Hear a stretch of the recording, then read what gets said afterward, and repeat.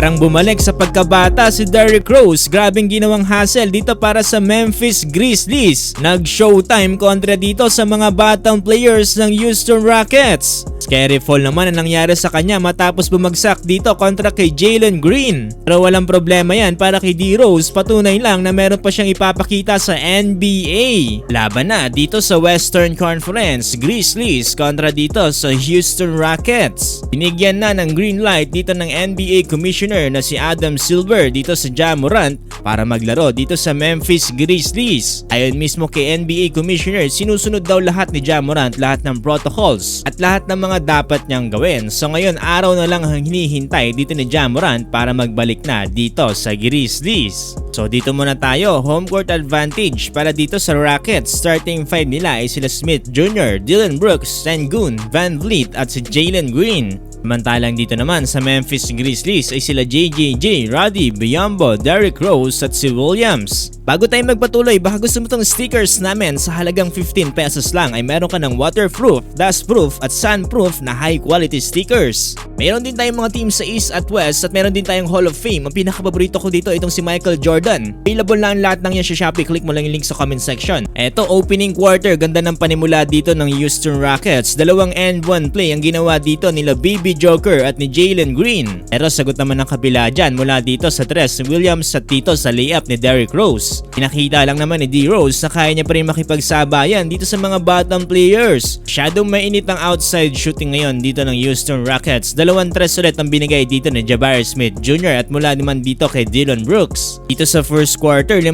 tres ang binitawan dito ng Houston Rockets. Kaya naman naging lamang sila dito kontra sa Memphis Grizzlies 29-23. Eto, opening ng second quarter, facilitator mode muna dito si D-Rose. Ganda ng assist na ginawa niya dito kay Aldama sa ilalim. Nasundan pa yan dito under 11 minute mark na mala vintage Derrick Rose. Nakabinwit naman ang free throw dito si D-Rose. Talaga mapapansin mo hindi pa rin talaga kumukupas. Angat pa rin sa double digit lamang dito ng Houston Rockets. Ganda pa rin talaga ng ginagawa nila dito sa ilalim. Eto, under 7 minute mark muli na namang umatake dito si D-Rose. Driving inside the paint, iwan dito si Fred Van Vliet. Sinubukan pang mag-contest dyan dito ni Baby Joker pero hindi naging successful.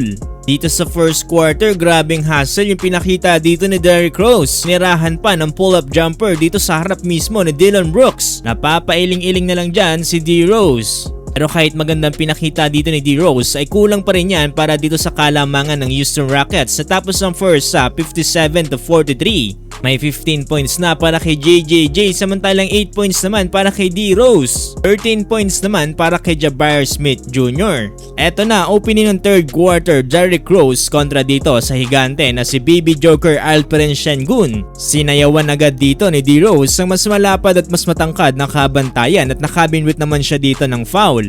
Grabing hassle talaga yung ginagawa dito ni D-Rose tapos niyang magkaroon ng free throw sa kabila ay ganda naman ng depensa na ginawa niya dito kontra kay Dillon Brooks. Medyo nasasarapan na ata si D-Rose sa mga ginagawa niya at nagkaroon nga siya dito ng scary fall kontra dito kay Jalen Green. Napahawak sa balakang dito si D-Rose matapos niya bumagsak pero buti nilang hindi to malala.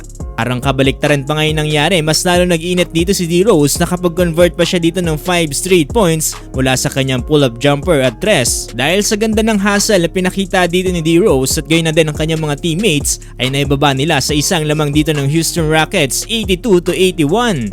31 points na para kay JJJ samantalang 15 points na para kay Derrick Rose. Eto na, fourth and final quarter, pagkakataon na sana para lumamang dito ng Memphis Grizzlies sa tabulin ng kalamangan ng Houston Rockets. Pero bigla na namang init ang momentum nila dito sa pangunayan ni Jeff Green. Sabayan pa yan dito ni Fred Van Vliet. Under 8 minute mark, muli na namang gumawa ng paraan dito sa Derrick Rose para mapadikit ang kalamangan. 4 straight points mula sa kanyang 2 beses na pull-up jumper. Pero hindi nila nagawa yan dahil nagpakawala ulit ng tres ditong Rockets mula kay Ason under 3 minute mark 113-100. Dito sa last minute, humabol din dito si Jaren Jackson Jr. para dito sa Memphis Grizzlies pero kinapos na siya sa oras at natalo sila ng Houston Rockets. Final score 117-104, panalo ang Rockets. 25 points para kay Ason samantalang 20 points para kay Smith Jr. Samantala dito naman sa Memphis Grizzlies, JJJ 43 points, Derrick Rose 19 points.